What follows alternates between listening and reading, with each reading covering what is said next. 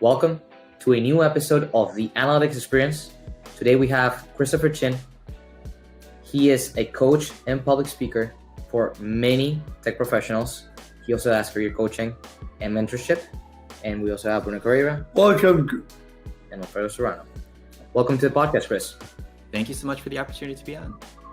We're so excited to have you here tonight.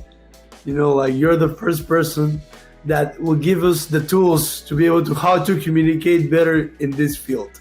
Exactly. And Chris, we were talking before, right? You have such a diverse profile. We're seeing how you have a very interesting background to actually going into data and then transition. And also the fact that you're trying to help others into communicating better and actually making better decisions through stakeholders and, presentations and communications. I think that you are the only person that we could have found that has this such a unique profile. So we're very, very excited to actually get on rolling and start questioning how do you get here, right? Yeah, how you start your journey first. Yes. Let's dive in. So I began my journey in music composition. So okay. Very, very early on, it was extremely creative, the purest form of creativity in music composition. I was involved with writing music for things like short films and advertising. So doing cool things with electronic music and orchestration, creating my own instruments. It was wild. But I realized as I was going through that I also had this other side of myself that I also wanted to nurture and work on. And that was the problem solving half of my brain. So I have that left brain, right brain kind of thing where I like being creative, but I also like solving problems. And I came upon the field of acoustic engineering because I was interested in not just writing the music, but also understanding how sound worked. So I was interested in creating my own instruments, understanding how to make those physical principles, how to create the cool sounds that I was imagining. So I went through a program in acoustic engineering. And as a part of that program, I was learning how to design things for architecture, how to design sound for spaces. I was working in New York City for a bit as an acoustic consultant. And I got to see some very cool things going into penthouses, going into buildings such as construction, measuring sound, and then giving recommendations about how they should be created. And over that time, I was doing a thesis, and this was my first introduction to data. I was doing a thesis on looking through audio recordings of endangered whales, and I was trying to identify the species of whale within those recordings. So as a part of that, I needed to know not only the acoustics behind it, but also the data science. And that was my first introduction to the field. So I started to upskill when it came to algorithms, machine learning, deep learning, and I created some neural networks and everything in order to make that project work. And that was super exciting. I found how unlimited the world of data was and how it's really limitless possibility when it comes to all the things you can explore within the field. So I wanted to become a data scientist. And the very first mentor I had was actually probably someone you're familiar with, Andrew Ng, who is the super famous guy who created the Coursera free online content when it comes to machine learning, deep learning, data science, statistics. I watched all of his content, all for free online. And it made me really interested in the field because he was so capable of explaining these very technical concepts in an accessible way for someone entirely new. So I almost became a data scientist. I applied for jobs and everything. But along the way and through my work experience, I discovered that my real passion within data was a different niche. And that was really visualization and storytelling. So I became a data analyst, essentially. I became a data visualization engineer.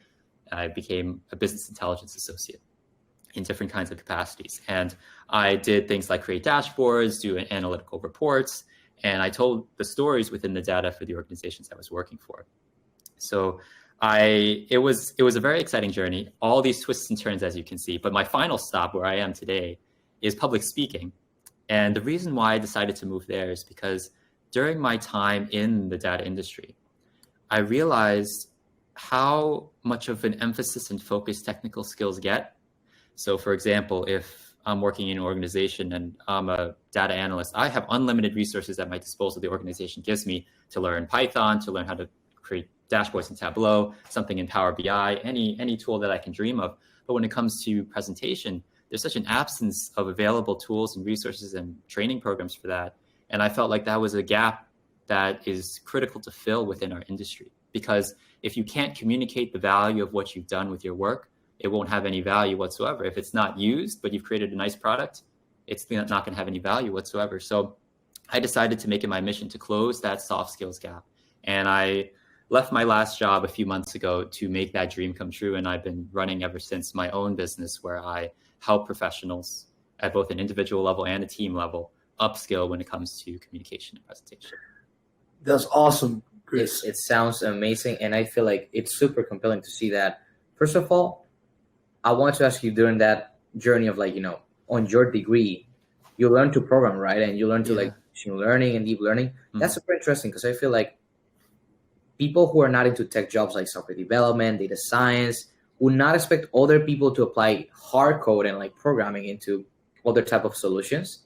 But what you're saying is super interesting, how going into construction places and taking a measure of, the sounds and how everything should be placed. I feel like that is super interesting and a whole science by itself. Right? Yeah, I have a question for you. When you were making that transition, and when you're figuring out the acoustic engineering degree, you're in that transition that you knew that you want to dedicate to this field. What was the biggest challenge for you to learn about those topics? Before we go deep into the tips of how to communicate them better, how was for you to learn them, like the technical part of it, coming from a acoustic engineer background? What was the biggest challenge for you to learn those skills? The biggest challenge was not having a support network around me to make that transition easy. Back then, I didn't have the LinkedIn platform I do now. I didn't have all the great connections that I have now in the community. I just had myself. And it was just me and my computer trying to learn everything on my own. It was incredibly difficult. And a lot of people are going through a similar thing that I went through so many years ago, where they feel alone and they're trying to learn all of these things, but they don't feel like they have the mentorship to make that easy. And so what I did, I literally sat in front of a computer for hours watching videos, practicing with projects, and that's how I made it work. But the biggest challenge was definitely not having a support network as a motivational network, but also for learning support. So I didn't have someone I could ask, hey, I'm having trouble with this particular aspect of learning. Can you help me out? I didn't have that. So that for me was the most challenging part. Props to you. And especially we're seeing so many professionals from different industries rotating into data science. And we always like saying this. Data science, in a way, can be adapted so that everyone can fit into it, but not everyone's made for data science. Mm-hmm. Obviously, you need a lot of determination and grit because you have to go through long hours of understanding very difficult and technical concepts, a lot of hours from programming who might not be suitable for everyone, right? And also, the problem solver that you were mentioning is such a difficult skill to acquire and to train and develop towards the years that not everyone really gets to get a hold of it, right? And with Bruno's question, which I think was really well said, I wanted to ask you, when you were actually into data and your aspirations of being a data scientist, which are my aspirations as well right now, I'm a junior data scientist for a consulting firm in here. How do you, what was the aha moment for you that you said, oh, public speaking. All right, I'm doing a lot of because my wild guess, hear me out, is unfortunately right now, well, not unfortunately, I'm a product manager right now. Mm-hmm. And I get a lot of meetings, a lot of unnecessary meetings in which my teams have to do an enormous job of processing a lot of information and transmitting in a minute or two to very senior level stakeholders. And unfortunately, they do not care about the regression testing that we run, the algorithms that we do for them, or not the processes that we follow through to get the results. They would just see the dashboards and a couple of numbers. So that was the aha moment for me to realize that, okay, soft skills matter a lot and public speaking does, but what was it for you? I think it was actually two moments for me. Okay. The first one was I was working at a previous company where I was doing deep learning and creating neural networks. And my boss's boss pulled me aside after I had given a presentation at this kind of expo at the company. And he said to me, you are really good at the technical stuff. You can program, you can create the models, you can do all the statistics. But what really makes you different and unique and exceptional within your role is your ability to present it from a business sense. You're able to communicate it well. You're able to have the business side and the technical side. That's a very rare combination to have within this industry. And the reason why I say two is because it happened to me another time in one of my previous jobs more recently, where this was all virtual during the pandemic, but they pulled me aside and they said to me, of all the things that you're good at in this role, the one thing that you should carry with you no matter where you go in any job that you have after this, even if you don't stay with us, is your ability to communicate well. Because a lot of people within this company and all the roles that this person has had, and he's had a very long career, he said the one thing that they struggle with is presenting well and being able to communicate, as you said, very technical concepts to non-technical people in an easy to understand way. So no matter what you do, nurture that, make sure you carry that with you and use that gift. And I said, when I left that job and I went to a different one, I was really thinking about all those things that I had heard, and I decided, I can be replaced within this role as a data analyst. Anyone else can do this job who's equally qualified as me. I bring something unique to the table where I can help people in this unique aspect, this niche that doesn't get the attention that it deserves. So that is the reason why I decided to pursue public speaking and communication coaching, because I felt like this is the unique thing I could do to bring a positive impact to the community. Wow. That's really interesting. And, as a point of view as an entrepreneur, is really fulfilling, it's a really inspirational story. But I have a question for you too, by the way. You were talking about what Alfredo asked, what is the turning point to start doing to give the tips to how to communicate better? But now in the coaching part aspect of it, what are the biggest challenges to be able to, let's say we are a team of data analysts. What are the majority of the normal issues that you have that you have to address in the moment of coach new tech teams? What's the common denominator that you see that they are not doing well, that you need to give your professional expertise? The biggest challenge I see when it comes to teams is it's really about mindset. It's not even about the expertise when it comes to communication, that skill, which is practicable, it's learnable. Yeah. But the biggest hurdle that I see is mindset. As technical professionals, we're very much about the granular detail, figuring out how things work, how to solution. But from a business standpoint, you need to have that more 10,000-foot view where you understand why you're doing everything that you're doing. So it's the real challenge that I face is convincing people and technical professionals that it's not just about how you're doing it, but why you're doing it that's important. And that carries over to presentation. So if in the presentation you're talking about your work, don't use all the technical jargon, all the details about all the things you did, because no one really cares about that in the end. They care about the results, the outcome of it, why it matters to them. So it's really a shift from thinking about yourself, what you do, your material, your content, and thinking about the audience, what they need to hear, what metrics they're interested in. So it's flipping the table around from you to them, and really just that mindset shift from how to why. That's super interesting. And from what you're saying, obviously, it marries so well with your mission statement right now, which is I'm trying to actually convert tech professional into star speakers. Mm-hmm. I think it resonates really well. And I think that obviously you're going to go really long along the way, because we see a huge transformation to people going to more into the soft skills and the business side of things, which I think is really good. But following Bruno's question, I was wondering to myself, okay, so if you were to actually give a presentation, right, in which we've had, college projects, even in our job, that we have to do presentations and create dashboards and PowerPoints, what would be the main tips that you would actually give to a professional who's starting recently into a company or into the tech industry, right, on how to prepare a really good presentation with data elements, right?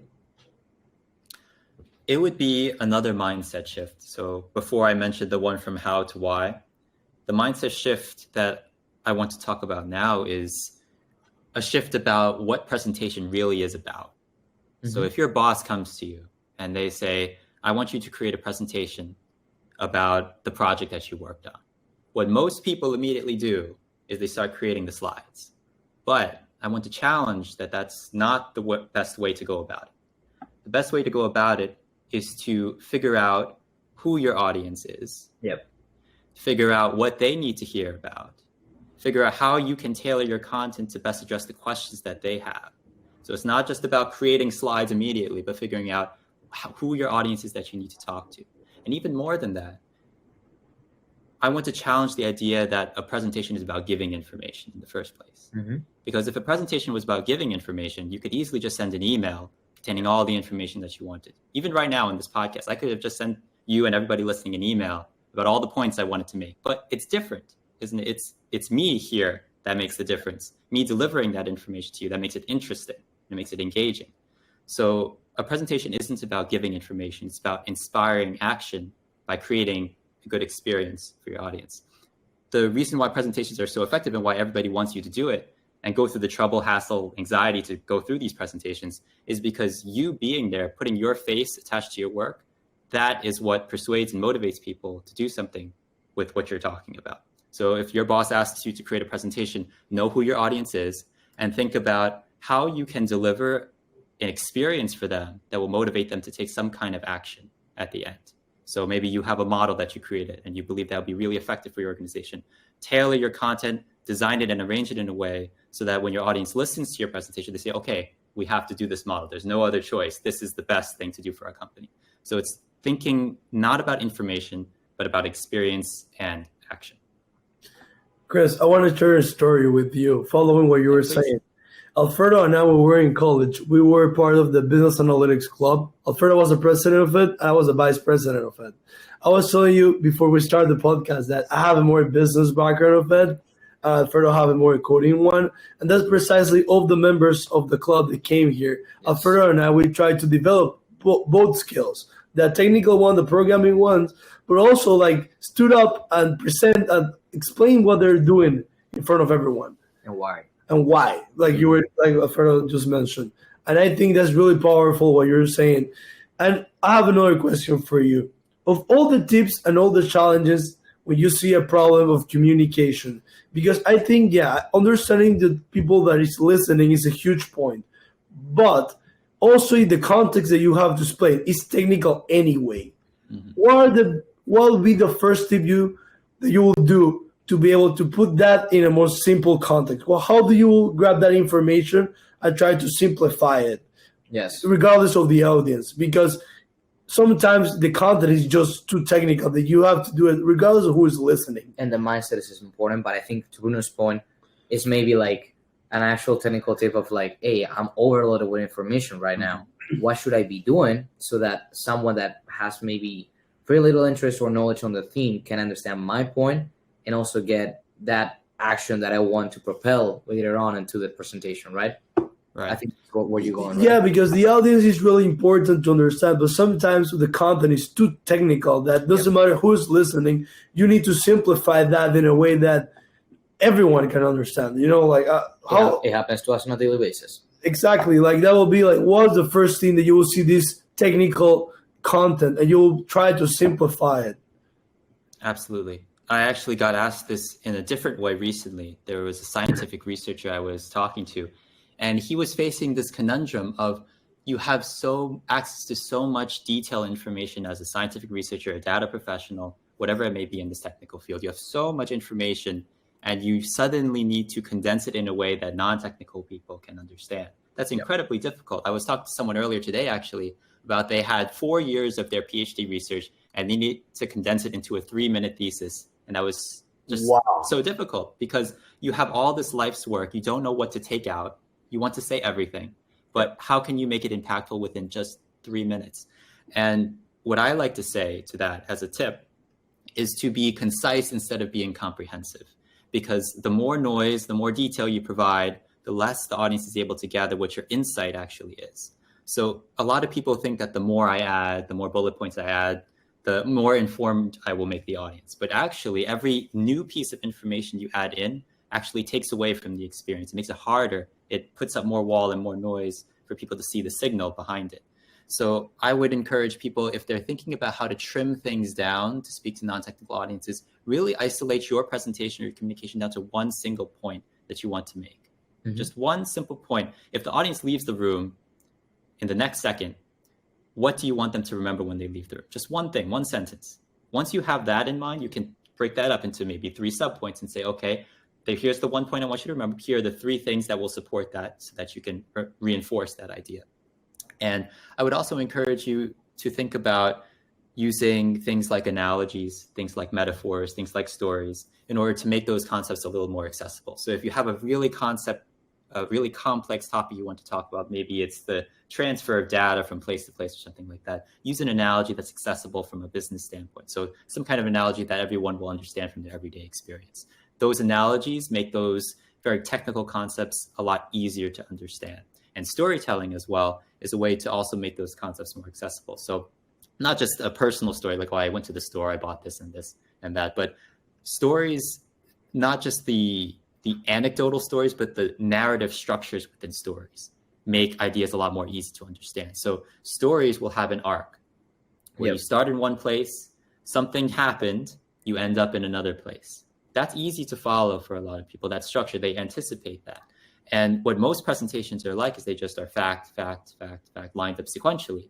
But what I encourage people to do is not think about your presentation as a line where you're adding facts along the way, but as a staircase. Every point needs to build upon the next to create that arc and narrative-like experience. That is what will make the audience engaged. Mm-hmm. I have another question for you. Yes, you were talking about like the speaking part of it, of the storytelling.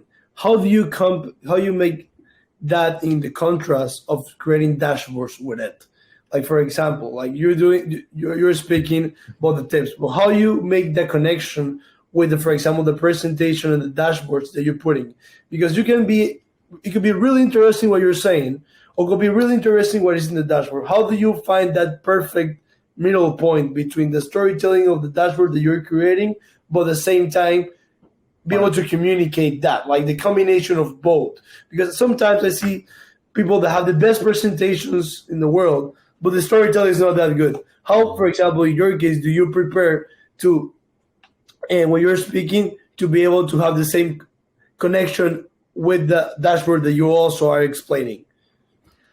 I think a good way of explaining it would be through a slightly different example for slides, for example. So if you're giving a presentation, you have slides behind you. Yep. Another mindset shift I want to encourage is that slides are not the containers for your information. You are the container for the information, and slides are just the visual support for your oral delivery. So slides should not repeat the information you're going to say. The difficulty I often see with presentation is people read off of their slides. So they'll put all the information on their slide in bullet points and they just read it line by line. So why do they even have to present it in the first place? If they just emailed the slides out, anyone could read it for themselves. Slides should just complement what you're saying, not repeat it. So they need to be visual support again for your oral delivery. And the same goes for dashboards. If you're giving a presentation about a dashboard, think of it as just the visual support for your story. So what I would encourage you to do is think first about the story, similar to what I was saying before, how the slides of the presentation itself, the slide deck is not the presentation, you are the presentation. Come up with the story first, and then use the dashboard to support your story. So you should lead, not whatever visual aids you're using. So the dashboard would be, instead of an outline, which way people, from what I've seen in the professional on corporate America, right, is that people would use the data visualization behind them as the outline of what they're trying to say, instead of using it as adding to their main point or storytelling that they're trying to create with it, right? Wow. Is that more on the lines that you're going? Exactly. Yeah. A lot of times when I see someone present a dashboard, they talk a lot about features. So they talk a lot about what they did to design the dashboard. They say, oh, this filter does this, and I created a really cool visualization over here. You can see this. But what they don't do is they come up with a story beforehand. They say, I'm going to guide you through the experience of using this dashboard so you can then use it for your own use cases. So they show, okay, if I adjust this filter, you can see that it changes here, and this reveals this kind of insight. And here on this other side, here's the action we need to take based on that insight to make the KPIs back into alignment, metrics back into alignment. That sounds super interesting. Yeah. So because especially like I can relate so much to it. I was on a project a couple months ago in which we were creating machine learning models with climate risk information, right? And for the final presentation, 6-month project, we had to deliver like this presentation with a lot of graphs that we were able to do in Tableau. And in this case, my manager was more like, go for the edgy, surprising like type of information and dashboards that would be very appealing and attractive to the client itself, which was a very important client that had a lot of money and they were trying to get more financiation, right? And I was like, actually, why don't we try to keep it simple? Because I feel we're going to overload them with so much information that they're not gonna understand what we're gonna be saying. He took my let's say what I suggested, my suggestion, right? He took it for granted, and actually the client was like, "This is one of the best presentations we've seen because the information you guys collapsed into us was so user friendly, and we can relate to it because you guys create a storyline of what you guys have been working for the past 6 months, while we've been having so many other people coming at us with tons of, map like in Tableau with millions of data points flowing around, and then if you click on one, you get all the detail of the regression analysis, and then you click on another one, and they were like, we're not interested in that. We're more interested in the story. So that brings up a lot on what you're saying, and I definitely correlate with it. And also, adding what Alfredo mentioned, I also have an experience of doing a project for the company that I work, doing HR, people's analytics thing. And Alfredo and I were mentioning before, like, parts of the tips that you have in your LinkedIn, that how to be better in this, and the public speaking part, also the presentations, the color thing, for example, how the colors that you have in your presentation can affect the graphs and affect the explanation that you have. And in the project that I got, I sent everything, and what they told me to change was precisely the colors. I think that I think what Alfredo was listening is the detailed thing about how the little things in the presentation, yes, the graph, what you're saying, can make a great impact what you're trying to say. You can guys agree with me that? Absolutely. And from my perspective, Chris, especially, I feel like it's more about simplicity, because I don't like overdoing a dashboard, in my opinion. Or, for example, when I'm doing a really cool visual, okay, I want it to look edgy. Okay, I want it to have like really nice colors, like blue, white, and orange. They seem really good, right? But, for example, there are colors like red. These signify bad things happening or negative impacts. Green is normally like really well treated, but in some aspects, if you use green for all your numbers, are you really telling something positive, or is it just because you're using it as a template, right? So I feel like also a lot of emotional intelligence and psychology into people's minds and how they perceive, especially like quantitative information, plays a huge role in doing this.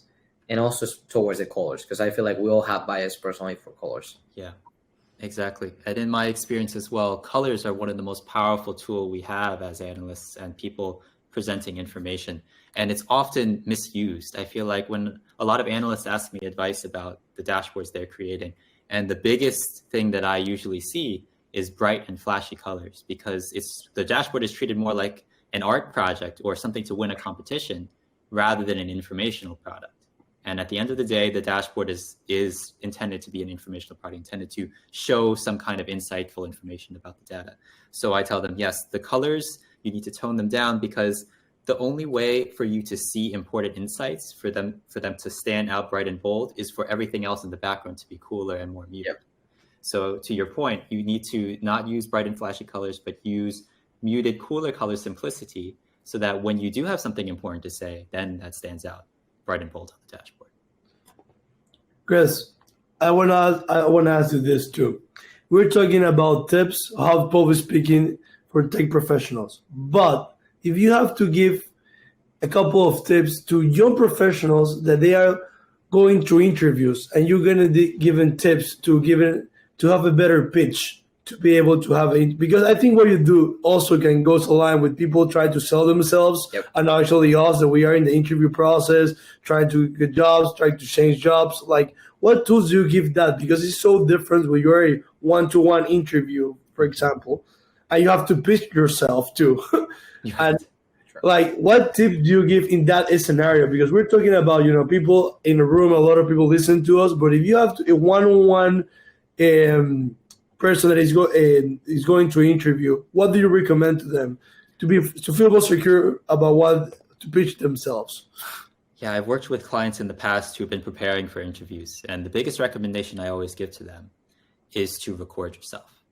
So no one likes doing that. It's very uncomfortable for people to see themselves on camera. People hate the sound of their own voice, but the only time you can see areas of weakness is by recording yourself. So anticipate the kind of questions you're always asked in an interview. We all know there's going to be the question, tell me about yourself, or behavioral type questions. Tell me about a time when you dealt with a difficult situation, or you were a leader in some way, or tell me your greatest weakness. Prepare responses to all of those questions that are going to happen, and record yourself giving them. Watch it, on replay, see areas where you could improve, where the momentum went down a bit, or where you had a filler where like an or an and redo it and practice. The best way to get good at public speaking, there's no secret, it's just practicing it. So recording yourself is the best way to know how to practice it better. Wow, that's really amazing. That makes a lot of sense. And that's why I feel mock-up interviews also are super useful, right? Definitely. But yeah, with this said, I wanted to ask you, Chris, right? Since we're professionals, the three of us, that we're interacting so much with data. In your case now, obviously, you're an entrepreneur. You're more going out of it, and you're also trying to help people, which is, again, props to you. I think you're doing a great service to the community itself. Since you're always talking about data, working with data, what is one thing that you do that is non-data related that relaxes you and gets you out of the working zone and makes you relax? I love going hiking. And yeah, I love going into nature, going into the outdoors. And this kind of goes back into the idea of simplicity that we were talking about before, how to reduce all the noise to find the signal. It's when I go into nature and I go into the forest or the mountain, wherever I go and drive to go hike, that's where you have all of that noise just dissipate and really low, and then you can actually start to hear the sound of your own thoughts, and you can take the time for yourself. And we live in such a noisy world, especially if we're living in cities like ourselves. And what I found to be the most relaxing thing to just reconnect with yourself is to just reduce all that noise down and just take the time to be quiet and enjoy that sound of silence. So that for me is the most relaxing thing. And you did that when you realized you want to dedicate yourself to do this? Yes. Wow. I think my journey has really been consistently about not only trying to help people, but also trying to have a better understanding of myself and what I can bring to the table and what I can help people best with. And I find that this for me is the best avenue to do that. And similar to what I was mentioning before with hiking and just being more in touch with myself, it's kind of a mutual circle. By helping people, I learn more about myself and how to help others in even better and more impactful ways. So, yeah, that's really powerful. That was super deep. If I'm fully honest with you, I was expecting something like, I would like to play the guitar. No, that was awesome. Something like that, but that was awesome. I think you just blew our minds. Bruno, is there anything else you might want to add? Think that's the best way to close this. I think that was so powerful and so deep, and I think you addressed every single point that we wanted to talk about. I'm so grateful with you. Thank you for coming to the Another's Experience podcast. Yeah, thank you so much for the experience. Thank you to you both. Absolutely. And obviously, now that we're finishing the episode, we're going to link all the details for your information so that our audience, if they're interested in going into you and get help in becoming, just transitioning from, a tech professional into a star speaker, they can go through you. And again, Christopher, thank you so much for your time. Sounds great. Thank you again. Thank you for being that accessible. Okay. Have a good one, Christopher. Same to you.